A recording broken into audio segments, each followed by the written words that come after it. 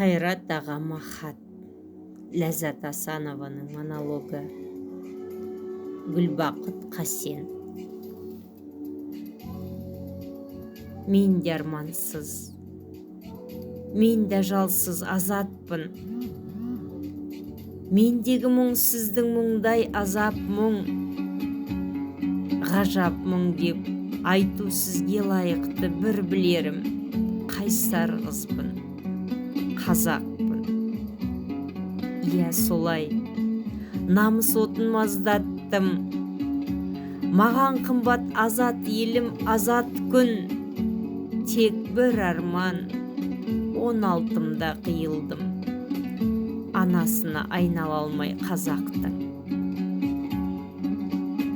Назы дерсіз ерке қыздың кезекті. Өкінішім өртемейді өзекті. Жаным жібек, жалын еді жүрегім. Тік мінезді екен деген сөз өтті. Жүрмін аға, жалғыз өзім жабығып. Ай серігім айдан тұмар тағынып, желтоқсаннан ұзап шыға алмадық. Сіз көктемді, мен жазымды сағынып. Анамды да ойлап қоям ардақты. Ай жылдарын мен ақтауға арнапты. Түбәй теуір жеңіп шықты. Шындық бар, білем, сезем, талай жандар алдапты. Сіздің дағы арманыңыз көп еді. Терең ойды бал тамған тіл төгеді. Ұлан едік Мойынқұм мен Жаркенттің. Ел деп, жер деп көсегеміз көгерді. Ай күзетіп, ару сүйе алмаған. Ағам менің ақтық сөзін арнаған. Сізге ғашық бүкіл қазақ қыздары. Сізге риза, баяны жоқ бар ғалам. Бәрі разы. Бөрі мінез бабалар.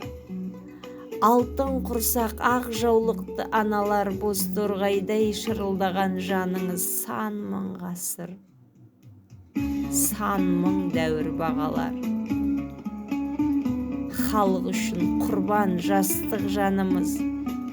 Биік әркез жігер намыс арымыз. Айтыңызшы, қуандық қой қабірде. Тәуелсіз боп атқан кезде таңымыз. Бәр арманда, көрмегенде, көргенде.